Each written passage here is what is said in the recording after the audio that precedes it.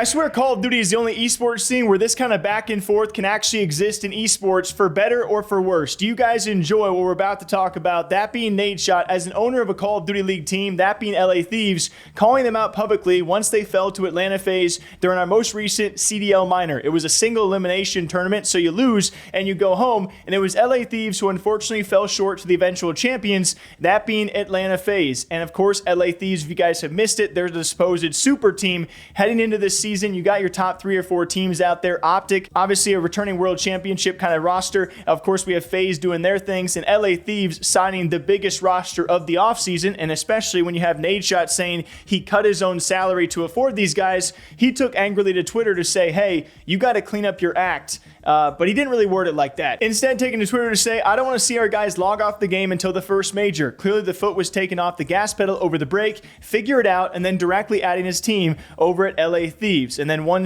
person pointing out the fact it was just a 1-series loss. Bro, it's all right. He said if they're happy losing 1 series, then we signed the wrong team. I'd imagine they are just as mad as me, if not more. Obviously, don't expect them to win every match, but we got to act like we should and want to win every match. Not hard to understand. And then Dashy also responded to this. He'll come back later with the crying emojis, and Nadeshot says no more blinkers. And this right here is why I love Call of Duty. This is unconventional. You don't often in esports see any other owners take publicly to Twitter to directly at their teams and call them out, but this has already split a lot of people out there of like, do you like seeing that or not? Nadeshot publicly tweeting about his own team in a negative light. You don't see it very often, so some people admire the transparency, and of course him being a full-time streamer, you're going to see more of his emotions, you're going to see more of his opinions on stream, and see a lot more clips of him reacting as well. I, for one, I personally like it. I think it has its place in esports. I'm not exactly sure what other esports could implement this, but Call of Duty seems to be one of the few games out there where this suits it, and this feels it feels good. But to take it one step further is when you have your player then respond to you on stream while talking to another well-known player, that being Optic Dashy. We had previously covered this clip, but I was really curious if you guys like enjoyed it. I mean, this to me is what makes Call of Duty, but it really is interesting because we don't see this very often. You had his own player Scrap responding to Optic Dashy about the situation where he calls Nadeshot an effing idiot. Like, yo, I'm obviously playing like 10 hours a day. What do you think I'm playing? Sitting around playing, you know, Farmville or something? And so he had that response on stream, which was obviously clipped and shared and everyone saw. Wait, are you in a pub because of like, actually not wrong. What? Nathan was going rogue, bro. Yeah, that guy's another word I can't say. Fucking idiot, man. But no, I hopped on Rocket League. We're gonna go home. That's what we call a hellstorm. I think we're losing because I'm not on the fucking game. Like, I play the game 10 hours a day. What the fuck you talking about? Yeah, you need to play 14. That guy's actually hilarious, bro. Yo, I was crying when I saw Nate tweet that. All I can think about, I don't even care about the rest of your team's reaction. I just care about your reaction. Like, like with Paco probably don't use Twitter like that. You probably, I don't know really. Dill, you don't really like. You don't really take it serious. Yeah. Dan is probably just like getting another J.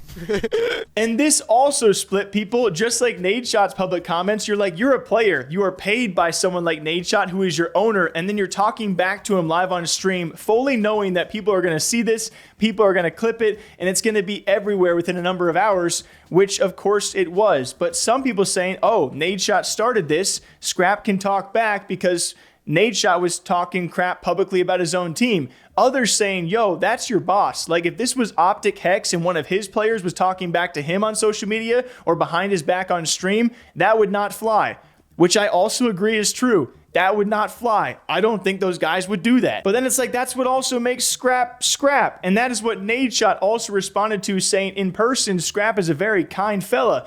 And he also said that Scrap had texted him, and Nadeshot shut that down right away, saying, hey, you can't be talking to me like that. That's not going to happen. At the end of the day, what I'm trying to say is that I expect the best out of these boys, no matter how big or small the match actually is. And I texted him, bro, because Scrap had words for me via text, and I shut that shit down right away. I'm like, hey, listen, Ernie, I love you to death. My wife and I, we had you over to the house. I know you're a good kid. You know, people like to get on Scrap's ass because of all the shit he's been talking and kind of just like his aura and his presence and his attitude. But I'm telling you, bro, that kid Thomas, a.k.a. Ernie, a.k.a. Scrappy, is like a super, super nice kid. Came into the house, like, asked my wife a bunch of questions about how she was doing.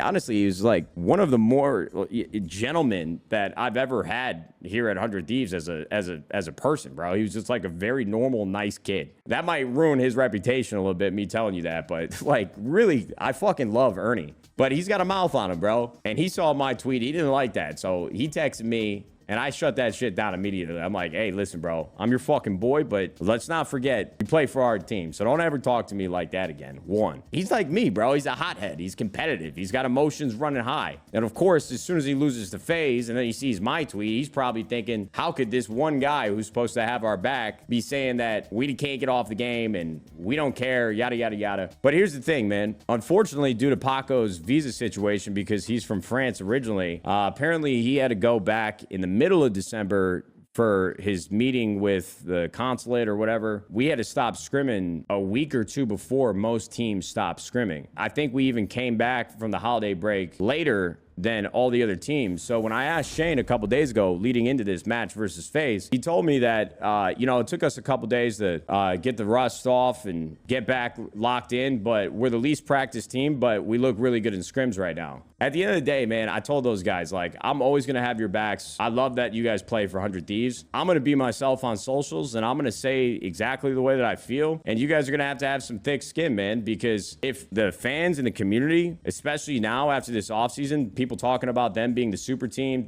them talking about Thieves being the best team in the game on paper, we gotta prove that. We gotta show that. We gotta perform like that. There's just a lot of pressure on those guys. The way that I see the team is not any different in most cases than the way that the fans see the team.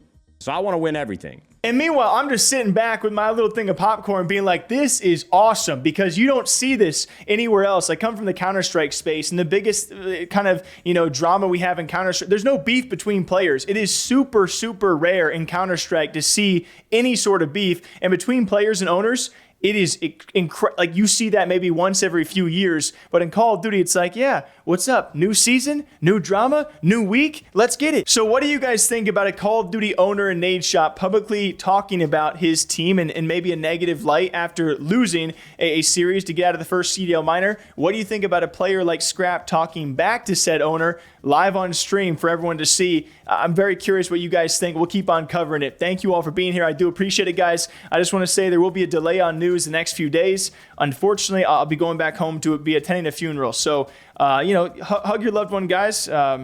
Sometimes things like this just happen. I'll be back as soon as possible, and then hopefully by Monday I'll be catching up on some things. So I do appreciate you guys being here, and we'll see you back here sometime soon. Take care.